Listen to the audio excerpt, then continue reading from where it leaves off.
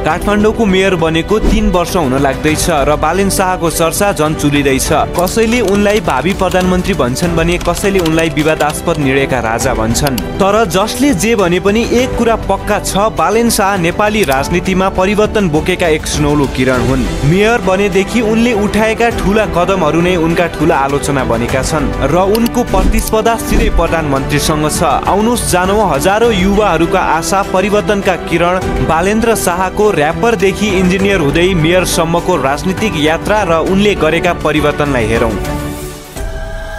2047 साल वैशाख 14 गते काठमाडौँमा बालेन शाहको जन्म भएको थियो। उनले काठमाडौँमै 10 र 12 उत्तीर्ण गर्छन् र व्हाइट हाउस इन्स्टिट्युट अफ टेक्नोलोजीबाट सिभिल इन्जिनियरिङमा स्नातक गरेपछि भारतको कर्नाटकमा रहेको विश्वेश्वरथ प्रौद्योगिक विश्वविद्यालयबाट स्ट्रक्चरल इन्जिनियरिङमा स्नातकोत्तर गर्छन्। सानैदेखि बालेनको रुचि सङ्गीत, कविता र राजनीतिमा पनि थियो। उनले कक्षा 9 मा हुँदा सडक बालक शीर्षक नामको एक गीत लेखेका थिए, जुन 2069 सालमा गाएका थिए। उनी नेपाली र्याप ब्याटलका दोस्रो लिगका विजेता पनि हुन्।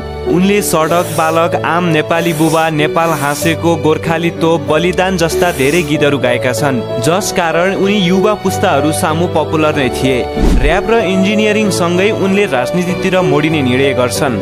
विवेकशील र साझा पार्टी छुटिएको बेला उनी विवेकशील पार्टीको तर्फबाट काठमाडौँको मेयर उड्न चाहेका थिए र विवेकशील पार्टीले पनि उनलाई स्वागत गरेको थियो। तर पछि बालेनले विवेकशील पार्टीको सदस्यता लिँदैनन् र उनी स्वतन्त्र उम्मेद्वारको रूपमा चुनाव लड्ने तयारीमा लागेका थिए।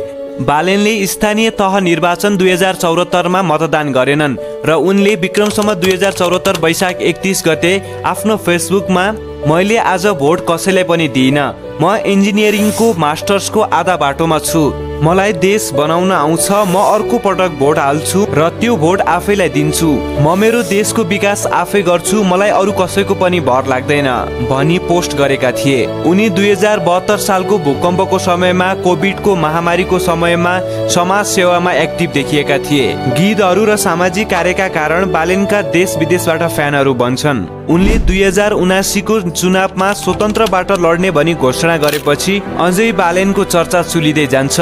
उनले 90,835 मत ल्याएर चुनावमा जित्ने दाबी गरेका थिए। ठ्याक्कै 90,835 मत ल्याउन नसके पनि उनले 61,767 मत ल्याएका थिए, जुन मत उनका कम्पिटिटर भन्दा डबल हुन्छ।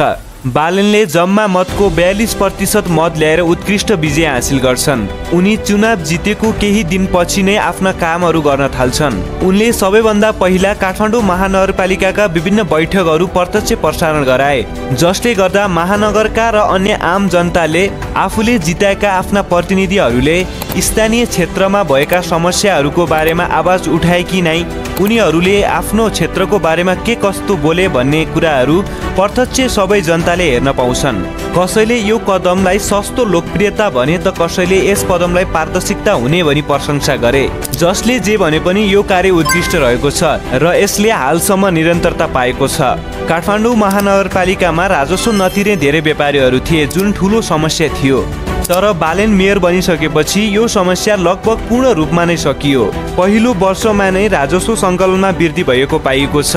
बालेनले आफ्नो कार्यालयमा आर्थिक सङ्कुचनका बीच पनि गत वैशाखमा 70.96% ले प्रगति हासिल गरेका छन् र काठमाडौँ महानगरपालिकाले गत वैशाख 7,39,40,11,818 रुपियाँ राजस्वमा सङ्कलन गरेको छ। सहरी योजना बिना निर्माण भएको काठमाडौँमा सहज फुटपाथ कायम गर्ने कुरा आफैमा चुनौतीपूर्ण छ।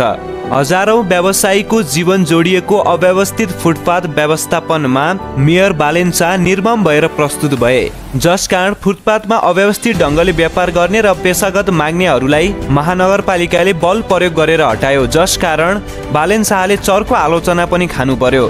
तर सर्वसाधारण मानिसहरू आवत जावत गर्नै नमिल्ने फुटपाथहरू अहिले खुल्ला भएका छन्। त्यस्तै काठमाडौँको अर्को मुख्य समस्या भनेको सार्वजनिक जग्गाहरूलाई र खोलाहरूलाई मिसिएर विभिन्न संरचनाहरू बनाइएको थियो। बालेनले यस्ता निजी निर्माण संरचनाहरूलाई सार्वजनिक ठाउँबाट हटाउन पहिला चेतावनी नै दिए, तर कसैले पनि सार्वजनिक जग्गा खाली गर्न नमानेपछि उनले सार्वजनिक ठाउँ खाली गर्ने अभियान नै चलाउँछन्। अहिले धेरै ठाउँमा यस्ता कार्यहरू सम्पन्न गरिसकेका छन् भने कतिपय ठाउँहरूमा महानगर अझै पनि ती कार्यहरूलाई कन्टिन्यू गर्दैछ।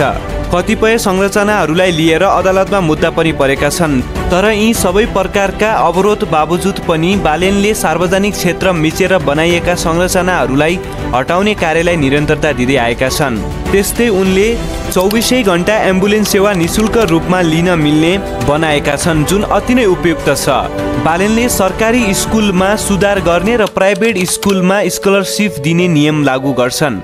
महानगरले हरेक शुक्रबार बुक फ्री फ्राइडे गर्ने नियम लागू गरेको छ, जसमा हरेक विद्यार्थीहरूले फ्राइडेको दिन स्कुलहरूमा किताब कापी र झोला नलिई जाने र आफूलाई मनपर्ने व्यावहारिक सिपहरू सिक्ने गर्छन्। उनले स्कुलका भौतिक सुविधाहरू, टोयलेट, बिल्डिङ, खानेपानी, ल्याबको उचित व्यवस्था गर्छन् र काठमाडौँ महानगरपालिकाभित्र रहेका हरेक प्राइभेट स्कुलले 10% सिट स्कलरसिपमा दिने जस्ता धेरै शिक्षाका कुराहरूमा महानगरपालिका कडा भएर लागेको छ। महानगरको फोहोर व्यवस्थापन गर्छु भनेर मेयरका लागि चुनावी मैदानमा उठेका मेयर बालेन शाहले काठमाडौँको फोहोर केही मात्रामा मात्र व्यवस्थापन गरेका छन् र अझै पनि काठमाडौँको फोहोर व्यवस्थापनको समस्या सल्टिएको भने छैन। तर बालेनले महानगरको जनशक्तिको उचितम प्रयोग गरेर उनले घर र सहरबाट समय समयमा फोहोरहरू उठाउने कार्य निरन्तर गरिरहेका छन्। मेयर बालेन शाहले यो एक ठूलो समस्यालाई पूर्ण रूपमा समाधान गर्नुपर्ने देखिन्छ।